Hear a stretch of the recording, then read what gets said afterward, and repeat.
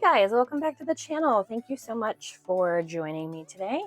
Kind of a hodgepodge of stuff in today's video, just over the last couple of weeks of a couple little things that I've tackled that I've been meaning to tackle. So if you're new here, this is a homesteading, homeschooling, homemaking type of channel where I just kind of talk through some of the things that we're doing around here. And hopefully give you some ideas to incorporate in your own lifestyle. Of course, I don't think that how I'm living is prescriptive, but it is kind of descriptive, right? So anyhow, what I'm doing here is I'm just grinding up some stale sourdough bread and turning it into breadcrumbs, because not that we live zero waste. I don't really believe in all of that mumbo jumbo, but I do believe in being an excellent steward of the resources that God has placed in my life. So when we get to the butt ends of the sourdough bread, and nobody likes the chewiness of that, they just sit in the bag and then they turn stale. And if you've not made sourdough yet, it doesn't really go bad unless you get it wet. It just gets stale.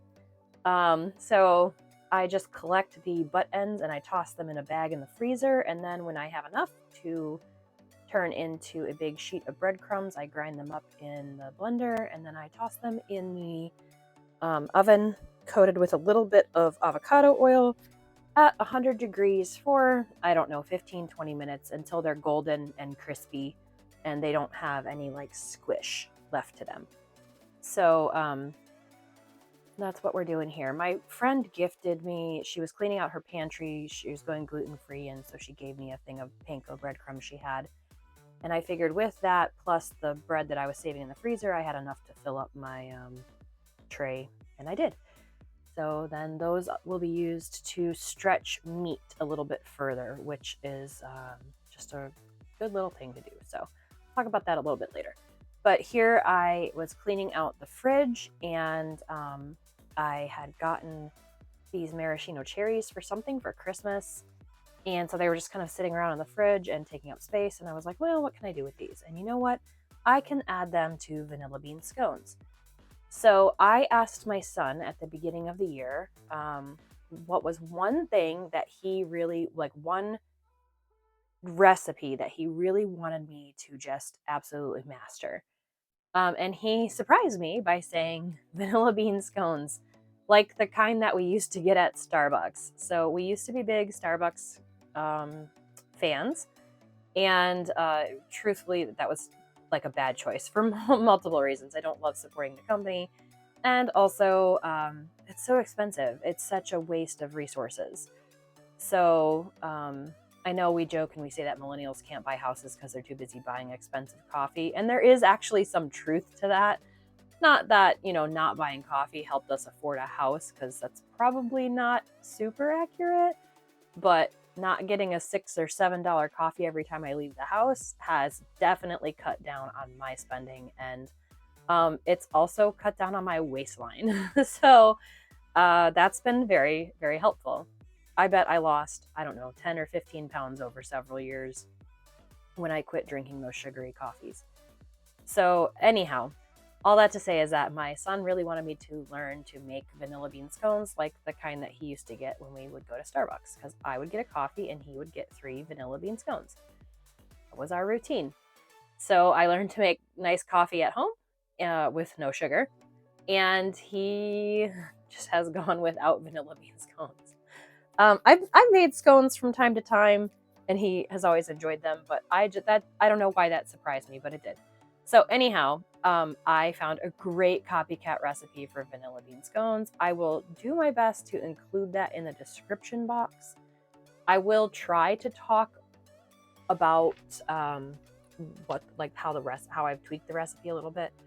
But it's just so adaptable and versatile. So when I saw that half jar of maraschino cherries in the fridge, I was like, I can put those in the little food processor, and I can add those to vanilla bean scones. And then we could have cherry vanilla bean scones. So here I am. The breadcrumbs were done. I'm always doing multiple things in the kitchen.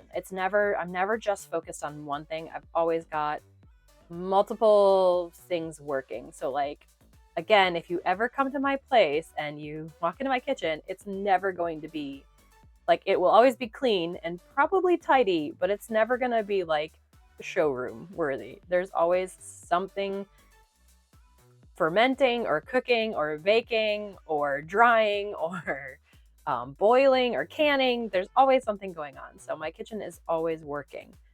I say that my kitchen is a harder worker than I am, for sure. It just is always doing something. So anyhow, I'm just gonna take these dehydrated breadcrumbs and put them in the breadcrumb container. And then I'm going to add the thing of breadcrumbs that my friend gave me. I am never against getting a free little gift. It's like, great, yeah. So what I will use these for usually is to stretch meatloaf or meatballs or meat sauces, or fillers for like stuffed cabbage rolls, that kind of stuff. So I will take a cup of breadcrumbs and add it to ground beef, to a pound of ground beef, and you just get a little bit extra, like 25% more filler meat, without having to buy more meat. And it's already something that I'm doing. I'm already making bread, so it's not anything extra. I'm just mixing these up so I don't have all the panko on the top and all the sourdough on the bottom. I'm just gonna get them mixed. But then too, like if I want to make something a little bit more indulgent, like breaded chicken sandwiches or breaded steak sandwiches or something like that, then I have some sourdough breadcrumbs ready to go. And that's just a nice little, it's a nice little addition to the kitchen. And it doesn't take any more time or energy or effort just to throw some breadcrumbs in the oven. It's not a big deal. So for these vanilla bean scones, the recipe is super, super simple. I believe it's, now I might get this wrong when I'm saying it because I don't have the recipe in front of me, but it's 2 cups of all-purpose flour. And I don't see why you couldn't use a different type of flour. This is just organic all-purpose flour from Costco. I'm sure you could use any type of flour, really, if you wanted to do like whole wheat or something like that. Just know that like your texture on your scones is going to be a bit more dense and chewy. I'm sure the baking gurus out there would know how to negate that, but we're not gluten-free or anything, so that's not like a thing for us. That's a half a cup of sugar. That's just white granulated sugar. I am working on switching over to organic cane sugar. I just haven't gotten my Azure standard order yet, so just waiting, and I'm using up what we have in the house. And again, like I am switching over to a more like ancestral type diet. I'm trying to do more local stuff. But I also don't want my family to feel deprived either. So if my son wants vanilla bean scones and he doesn't have the like weight issues that I have and the sugar issues that I have, he can have them. As a snack every once in a while. It's not an all the time thing. So that is baking powder. I think I put a teaspoon and a half of baking powder in there. I'm going to get out the pastry cutter. I talked about this in like one of my last videos. If you don't have a pastry cutter, get one. It's just so much easier to work with than forks, which is what I used to use. And I think this was like maybe $5 on Amazon or something like that. And you could probably find it even cheaper at Walmart or at a thrift store, a consignment shop, a vintage shop, something like that. Just get you a pastry cutter. It was totally worth it. And it reduces the workload on my arms, which is really helpful. I don't know if I've said this before, but I had a reconstructed elbow surgery. I had my elbow reconstructed in my left arm, and then I had my wrist reconstructed in my right arm. So I have pretty weak arms. I have a really hard time weightlifting upper body. I have a really hard time with any upper body sort of strength. And I think here I'm adding a teaspoon of salt. Yep. So anyways, I just have a hard time doing like kneading and cutting and things like that because I just don't have the arm strength. And it's not something I can really overcome simply because training, like weightlifting and training on a reconstructed elbow on one arm and a reconstructed wrist on the other arm is really painful. And sometimes like my elbow dislocates and I gotta put it back into place, and it's just bad. So anyhow, So a pastry cutter has cut down immensely on the amount of like upper body strength that it takes to make pastries and cut butter in and lard into recipes. Another thing that I want to work on this year is I want to get really good at homemaking like the majority of the food that we're eating. So single ingredients into some sort of recipe. So like instead of buying a box of, I don't know, like pasta or something, not that I'm saying pasta is bad, but I want to learn to make pasta with eggs, flour, and water and salt, right? So like I want to have ingredients that I can just turn into a meal. And I want to get really, really good at that. So this actually here in the that I'm showing you is last year's vanilla bean extract, and that is this year's vanilla bean extract. So in January, I buy 20 vanilla beans, Tahitian or Madagascarian, whatever's better priced, organic if I can get them. And then I put them in that bottle with the flip top, and then I fill the bottle up with vodka. And I like to use Tito's, but I'm sure there's like good organic brands out there that are just as good. And I think you could use any, I've used in the past rum and bourbon, whatever we've happened to have on hand. We're not big drinkers, but we do get gifted liquor quite often. So this is, I think, 3/4 of a cup of heavy cream. And that was a stick of butter that I cut into there. I'm going to put 2 teaspoons of vanilla bean extract in the mix. After I have mixed up all the dry ingredients, I'm just showing you last year's vanilla beans. So what I will do then is at the end of the year, I will remove all the vanilla beans and whatever vanilla extract is left in my year's supply of vanilla extract. So this vanilla extract really does last me a year. About 6 months in, I will do a replenishment on the vodka. So in about June or July, I will refill the extract down with more vodka. So it's a handle of vodka, which I think cost me like maybe $30 or $40. 20 vanilla beans into that flip top, the glass jar, and I just let it sit for a couple months. As it sits, I give it a shake every once in a while, and it gets darker and more vanilla-y. And I get all kinds of comments on how good my vanilla-based recipes are. And I swear it's because I make my own vanilla extract.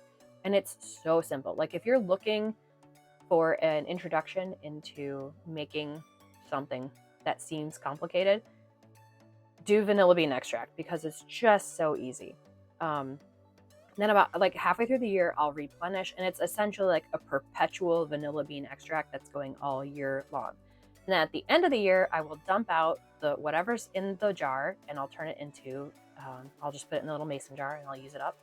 And then I put the beans in a container and I put the beans in the fridge. And then throughout the rest of probably the first half of the year, I will have vanilla beans that have been soaking in vodka for a year, so they're not going to go bad. Not that vanilla beans probably go bad anyway, but they're just sitting in the fridge. And then every once in a while, I'll take one out, I'll cut it open, I'll scrape the beans out of it, and then I will add those to some vanilla recipe. Actually, it's amazing to add to just plain old chocolate chips. It just completely elevates chocolate chip cookies. Or white cake, to add a scraped out vanilla bean into a white cake. But anyways, so like you'll have 20 vanilla beans that you can use up throughout the rest of the year, just sitting in the fridge. And so when he said he wanted vanilla bean scones, I was like, oh, I have vanilla beans ready to use for this. So of course, you don't have to use homemade vanilla bean extract. I did not initially.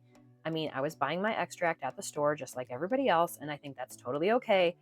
You don't have to do the extra step, but if you are looking for just an easy little toe dip into something like preserving, vanilla bean extract is so simple and so easy. It's the way to go, for real.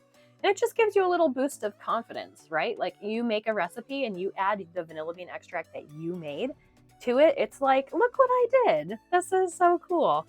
And it doesn't, like, you control the flavor, you control the alcohol that you're using in it. I'm just showing you here how when you mix the butter and when you cut the butter in, you're going to get this like mealy looking flour mixture.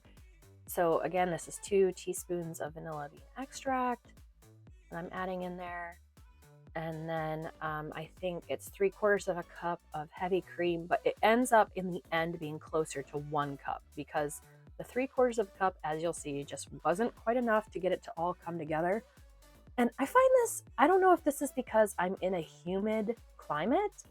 I don't know why this happens to me all the time, but anytime I'm using a recipe, I almost always have to add way more liquid in the recipe than what the recipe calls for to get it to actually get to the point where it should be. Also, I am a chronic overmixer of my baked goods, which, if you don't know, overmixing your baked goods can cause your baked goods to be less tender. And you can negate that by adding a little bit of white vinegar or apple cider vinegar, like a tablespoon, or a little bit of cream of tartar. Usually, I lean towards adding a little bit of vinegar. I didn't in this particular recipe because I was just sort of experimenting with a couple different measurements this time around instead of trying to add new stuff, just trying to change up a little bit of the um, amounts to see if that made a difference in getting closer to what the Starbucks store-bought would look like. I'm just showing you here that 3/4 of a cup that the original recipe called for was not enough liquid for scones. So I end up adding another 1/4 cup at least, if not more. I'm sorry. So I am still getting over that cough. I don't have any of the other symptoms from pneumonia, but I still have the cough. And I was talking with a friend last night, and she was saying that it took her more than a year to get over her post-COVID pneumonia cough. Crazy sauce, right? If I've got to deal with this cough for a year, I think I might go crazy. It's already been almost 4 months, and I can't believe that I just have this stinking cough still lingering around. It's super annoying. But anyhow, I have been craving fruit like crazy. All I want, ooh, bless me. All I want is tangerines, which I'm so thankful that tangerines are in season right now. I need to invest in some citrus trees and put them on the property, but I haven't gotten there yet. So we still do get, even though I'm in Central Florida, we still do get some pretty hard frost regularly. And I'm always kind of amused by the people who are shocked that they planted a banana tree and then we got a hard frost. And I'm like, but we get hard frosts not every year, but every other year or every 3 years. So it's a pretty regular occurrence to get a hard frost. So if you're gonna do fruit trees that are more tropical here, you really have to pay attention to your microclimate and you've got to cover them. And I don't know where I'm at in life right now. The idea of having to babysit fruit trees just makes my skin crawl. So it's not a thing that I'm ready to do right now. I am getting into homesteading. We are not currently homesteading, but it is a lifestyle that we definitely want to get to. And I know it's just going to take time. It's not something that either of us grew up doing or know a whole lot about. So we're just sort of winging it as we go. And I have a huge garden plot, 60 by 40, and it's all already tilled. I already mulched it and put down compost, and we've been amending the compost with eggshells and everything. And I've been doing this for a year, and I can't bring myself to do the actual gardening part. And I think part of that is because I have done a big garden in the past and I know how much work it is. So just the amount of work that takes, I'm not there yet. We're still doing a lot of projects around the house. I'm still focusing on getting healthy, making my health a priority and that kind of stuff. And I know that gardening fits into all of that. But with homeschooling and teaching at our homeschool co-op and all the different ministry roles that I'm doing for our church plant, again, the thought of adding another thing right now just makes my skin absolutely crawl. So I'm just going to have to take it maybe one garden row at a time. I was talking with my husband about that, and I was like, I don't know why I feel like I have to do this huge homestead garden when I could just do a row of tomatoes. And I could get really good at growing tomatoes. and then I could add something else, like in a year or two. You know, I just have this idea in my head that I've got to do it all and I've got to do it all perfectly. And that's not how life works. Like, right? I'm learning new skills here, and I'm hoping that you'll come alongside and want to learn some new skills as well. So, none of this actually comes real naturally to me. I was raised on like welfare food, and we did have a garden growing up, but my parents took care of it. My dad usually took care of the garden. Other than like us weeding it, I didn't do a lot of the actual growing. So, if we didn't get it from the government, or if we didn't grow it or kill it ourselves, we didn't eat it. So I didn't necessarily grow up on like processed foods per se, but I didn't really have a whole lot to do with the process, if that makes sense. I wasn't out there hunting. I wasn't out there preparing the animals. I wasn't even out there growing the stuff. Um, so yeah. And my husband grew up on like tacos and hamburger helpers. So he's not much of a help with all of this anyhow. He's a huge help with all of the DIY projects. And he's also like, he is a huge help with the gardening and stuff when I am like, okay, look, this is what I need. And he comes up with like a plan to do it. So that's a big help. So all I did there was I rolled that scone dough kind of into a ball, and then I split it roughly in half. And then I patted the patties out to about maybe a 1/2 inch thick, and then I cut them into 6 sections. So and then I'm taking a cup of powdered sugar roughly. I'm going to put that in a separate bowl, and then I'm going to add a tablespoon of milk and the bean seeds, the vanilla bean seeds from one of those scraped out beans. Now, if you don't have vanilla bean seeds, which you probably won't if you're not making your own vanilla bean extract, that's fine. Just use vanilla extract. It will taste basically the same.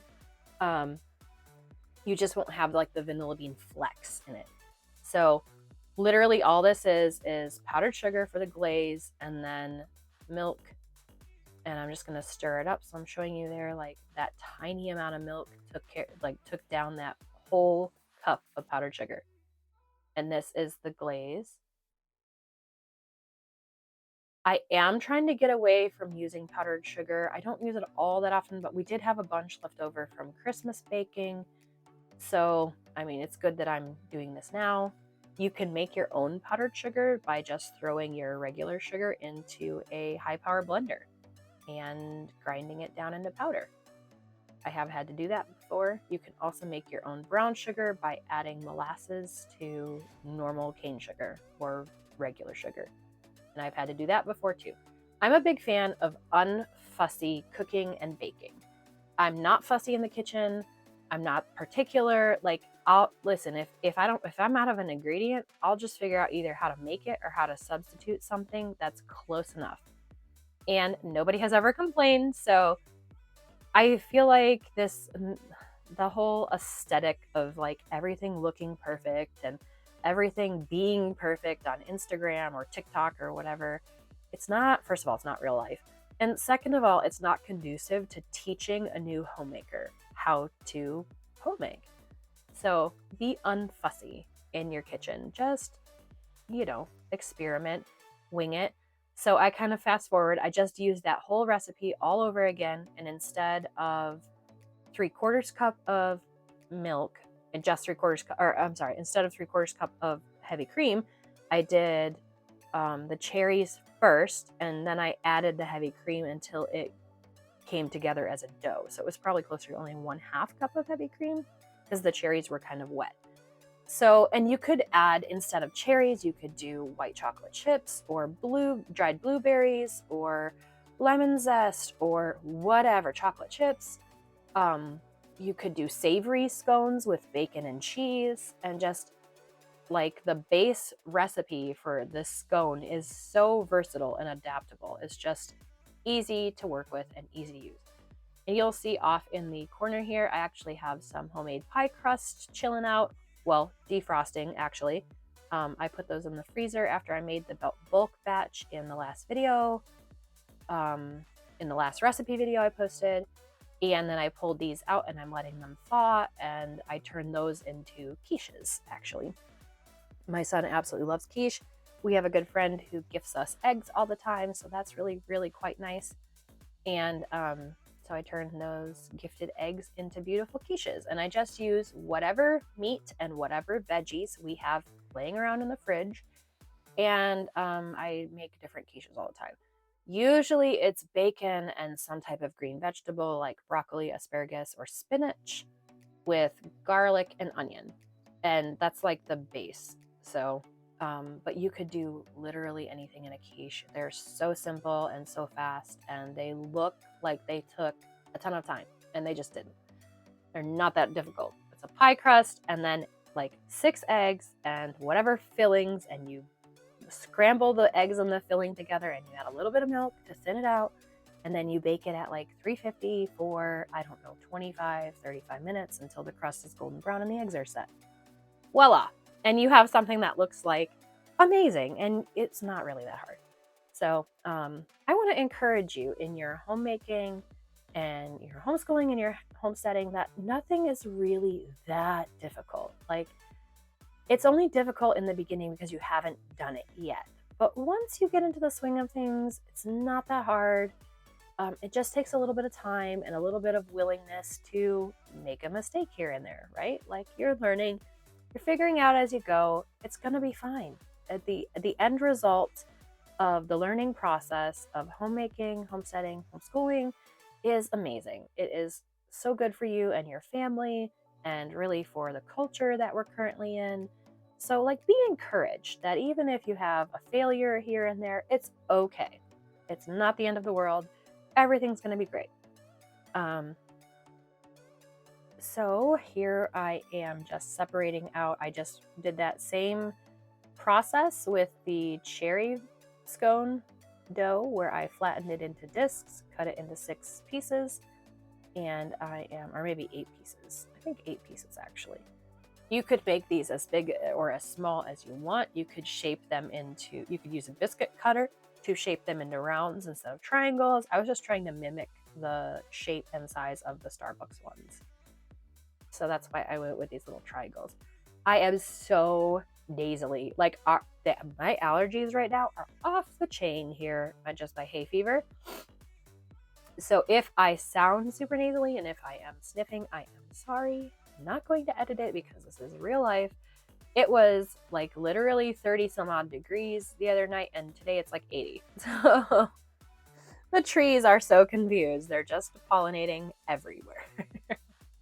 And this will continue happening for like the next 2 months. So again, unfussy. I'm not being fussy about recording. It is just better that I get the video done and posted than it be perfect. Because guess what? Life isn't perfect. And I want to encourage you that you can do this too. You don't have to have any sort of perfection going on. Just start where you are and start today, because it's really the best time. So I'm going to bake these at 350. I put that first set in already. 350 or 375. I don't remember what the oven is set at. Probably 375. Okay, so I'm going to bake these at 375 for 18 to 25-ish minutes. Just around the 15-minute mark, kind of check and see how the bottoms of these are looking. You don't want them to get burned, but you do want them to be like golden. So I think probably it takes about 18 to 20 minutes, probably right around the 20-minute mark with a preheated oven at 375. So then I'm going to take these scones and I'm going to flip them upside down and dip them in the vanilla bean glaze and just put them onto a cute serving platter. Got these leaf platters. Everybody always asks me where I got these platters at. I got them at Target in like the dollar section years ago. But they're so cute. And they match our decor really well. So I'm just going to continue to do this, and then I'll put them on a platter, and I will literally set them. My son is sitting, you can't see him, he's not in the shot, but he is sitting at the kitchen bar there doing his algebra homework. He is not thrilled about having to take algebra this year, but he'll get there. He's good with his schoolwork. He's always been really good with homeschooling. But I'm having to relearn algebra right now, and it's not something I thought I would ever have to pick up again. And I was not a math wizard. I was not good at math. And I had to teach myself how to balance equations the other day again. And it was like, I had like math PTSD. I was like, why am I doing this?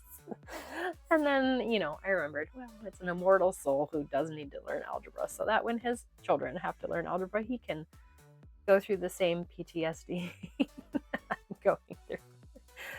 But yeah, so anyways, I literally just set the whole plate of them in front of him, and he's thrilled about it. These do not last long in our house. I have to be real careful. I only can have like one every other day or something like that. It's too much sugar for me. But my husband and my son, they are snackaholics, and they are bean poles, and they're lean and lanky, and they're probably never going to have to worry about their weight like I do. So life's not fair like that. So it's good though. It's good to make these treats for my family and to teach myself self-discipline in the same manner. I get to make awesome, delicious treats for the fam. And then I also get to learn self-discipline by not eating one every time I walk past them. That's a hard lesson to learn, but it's worth it. So anyhow, I'm going to repeat the process just over and over until I've got all the scones covered and glazed. And then I do the same thing with the cherry scones. And I'll make these, and these are freezable too, so you can make the dough and bake them and freeze them and thaw them out, and they will be a little bit more chewy that way. Or you can make the dough, cut the triangles out, and then bake them from frozen, and then they'll taste just like fresh. There will be no difference. So this is also something that you can do to freezer stock too. And these just make such a cute, like, baby shower gift, or not gift, treat for a baby shower if you're going to throw a baby shower for a family member or a friend or a church member. And they are just like a good little thing to pull out of the freezer if you have company that's coming and you don't have time to bake. So I really, really like this recipe. It's such a good one. And then what else? So what else is going on right now? Oh, so we just started back. So I actually took this video a couple weeks ago, but we just started back with our homeschool co-op, which I'm teaching at again this year. And oh, sorry about that. So I had a phone call. But anyways, I'm teaching in our homeschool co-op again this year, and we just started back, and it was a great first day. So I hope you guys enjoyed the video. Thank you so much for watching. Please like, subscribe, and leave me a comment. Let me know what else you would like to see. Love you. Bye.